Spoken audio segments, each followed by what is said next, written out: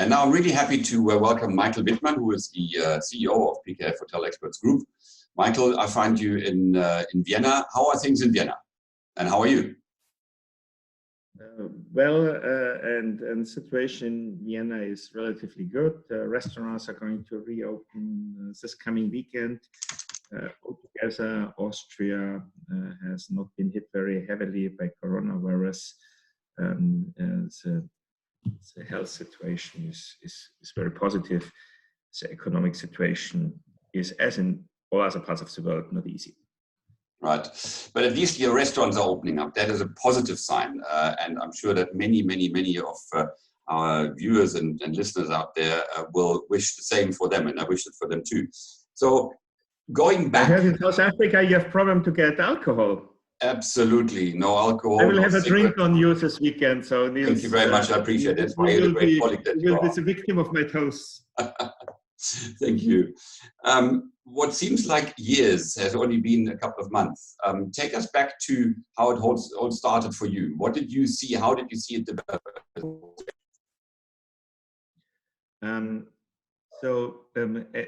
As you know, we have an office in China, actually 2 offices in Shanghai and in Hong Kong. And we got the first messages from our colleagues in Asia that there's something going on, and we saw it also on the news. We had similar situations with threat of pandemics, SARS, MERS before. The previous cases, it was averted as a worldwide health phenomenon, but this time it hit us. Most scientists had predicted that a long time ago. So I think one of the lessons from this crisis is we should occasionally listen to the scientists when they want, and we should be wary of politicians who tell us that science is fake news. The same applies, in my opinion, to climate change and many other things. So maybe in a wider sense, this can serve as a wake-up call. I'm not so sure whether it will act that way. Seeing past experiences, we tend to forget problems quite quickly afterwards, but that's at least the hope. No, I share that hope for sure. Tell me, we work with various people in the value chain, in the setup of our industry. You've got, on the one hand, the owner, on the other hand, the operator. That relationship at times has been strained. People are now saying that there is a bit of a change happening. Do you see that as well? Is there a leveling going on? No, I mean, first of all, we have to acknowledge that we all have problems. Yeah? Whether you're an operator and you have suddenly hotels without guests, whether you're an owner where you might not get lease payments, or the value of your property might be diminished. On all levels, there are problems. And this is somewhat unifying. And we have seen so far a lot of goodwill from all parties to pull together and find common solutions.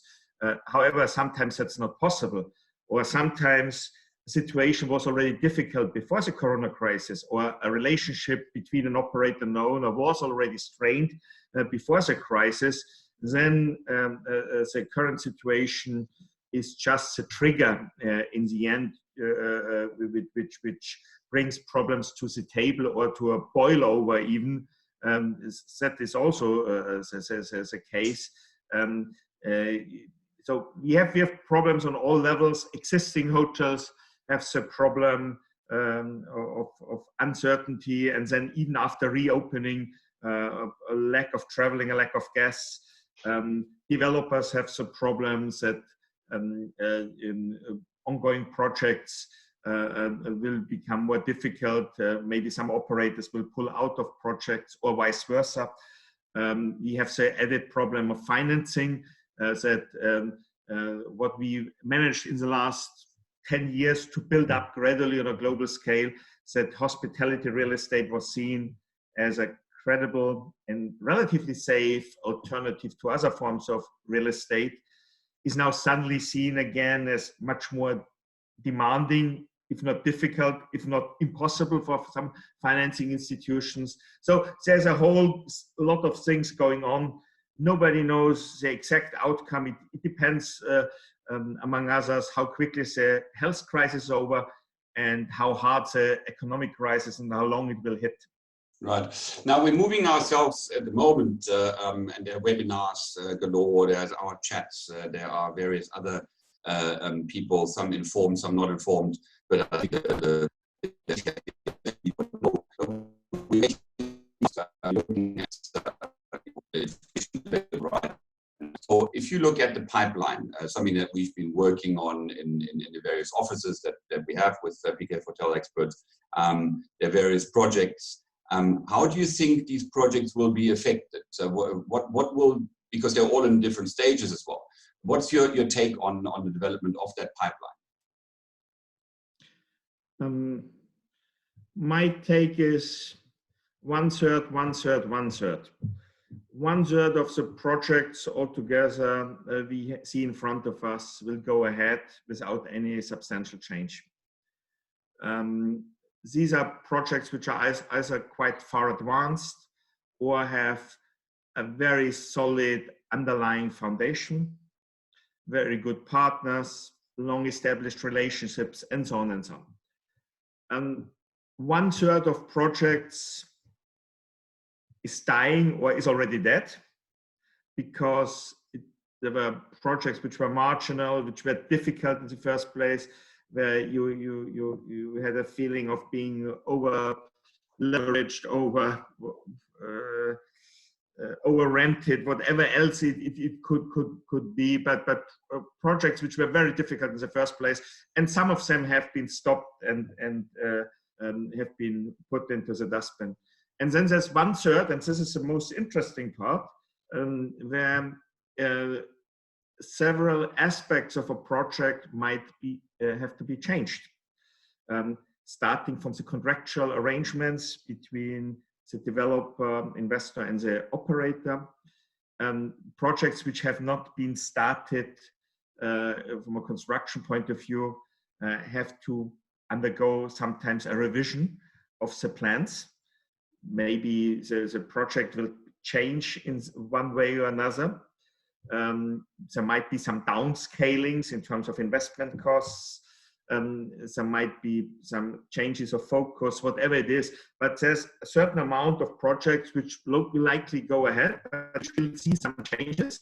And I think one of the roles we have as consultants to guide our clients, which are usually developers, investors, into this process and through this process, and to see where changes are necessary, where not, where to push through, and where to sensibly adjust. Right. Now let's stick to that the last point where you said there may be adjustment necessary. People are discussing at the moment the hotel room of the future, the hotel of the future. I personally believe, and I'm not leading witness here, I believe that some of those ideas are maybe premature.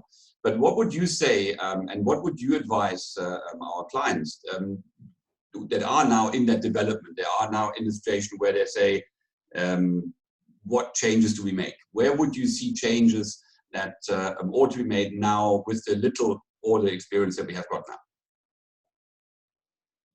So we have no crystal ball, and I want to share with you a little bit my viewpoint, my personal viewpoint, that is that the health crisis will soon be over, one way or another. It will have a devastating effect. Many dead people, as sad as it is, but for the rest of the world, life will move on. And Corona will at one point be one of hundreds of other diseases. I hope there's a vaccination, there might be treatments, but even if that all doesn't happen, we will have to learn to live with it. So I would be very, very to discuss physical layout changes of hotels because of Corona.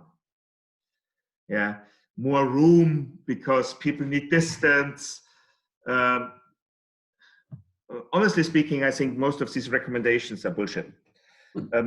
I think we need to we need to have a longer term picture, because by the time current projects come to the market, maybe we have another crisis and nobody knows what the next crisis will be. So I think to be driven by a specific crisis and very narrow focus would not help us. But I believe that one impact of Corona we will have to live with for a long time, and this is the economic impact.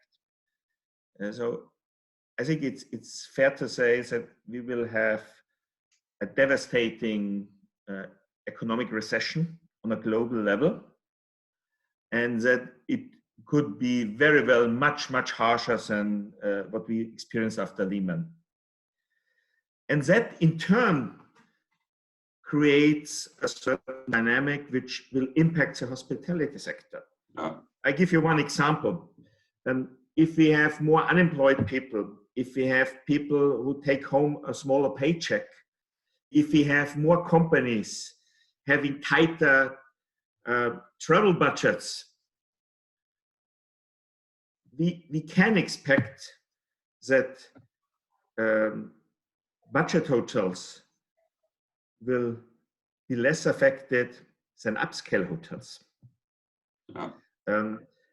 I think to have affordable hotels which still offer a little bit of luxury here and there have been the most promising investment opportunity before Corona.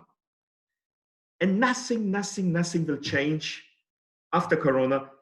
If at all, it will speed up this process. Yeah. Michael, sorry, time is always against us. I just want to come back a little bit in terms of brands. You used to do, and I have used to do brands over the past 5 years. Do you think there will be a reduction of those, or will that exploration or that explosion will continue? Will we still have new brands coming up?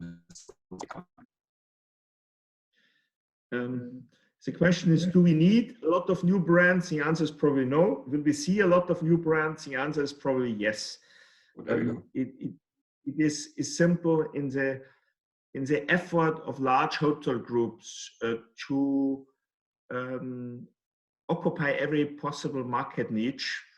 There is intrinsic propulsion into these corners. Right. And I see no reason why that should stop. Maybe the speed is slowing down because simply there will be less projects and as such less opportunities to develop new brands. So I would expect the speed is slowing down, but will it reverse? No, I see no reason. There might be some very specific products being developed, maybe a little bit contradicting what I said before. There might be some products for the super luxury, high-end individual traveler, who want to rent their own villas, and you have these villa settings in one cluster. It might be a certain niche, but overall, I think the trend we've seen before will continue. Maybe some trend into also what we've seen before into service living sector, student accommodation, service apartment, all this co-living, and so this marriage between the residential sector and hotel sector. That will continue, and I think the residential sector will be the stronger part now. In the years to come, the hospitality sector will suffer probably more than the residential sector. And so I think these mixed products will be more and more important also for the hospitality sector. Right. Who am I to stop you? We're running way out of time, but just a last one, the silver lining.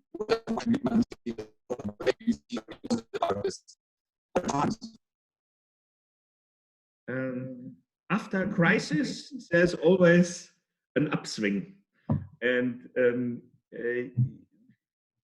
we cannot influence Corona, but there are very few people who can. Some politicians maybe they should do the right thing. I'm not always convinced that's happening at this moment.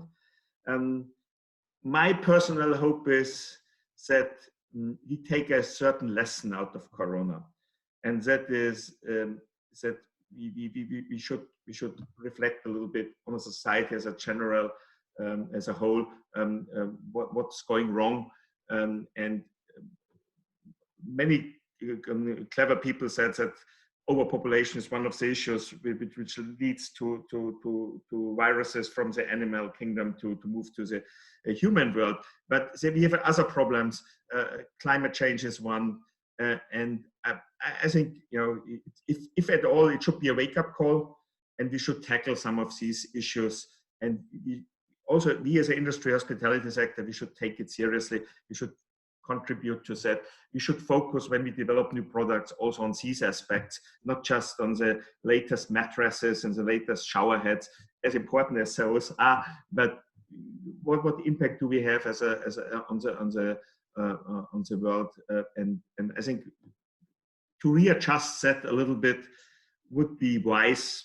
It would be at least my wish, whether it's a realistic wish or not. I share that wish with you. I thank you for your time. I say servus to Vienna, and we'll speak very, very soon. Thank you for your time. Servus to Cape Town. Have a good one. Bye, Nils.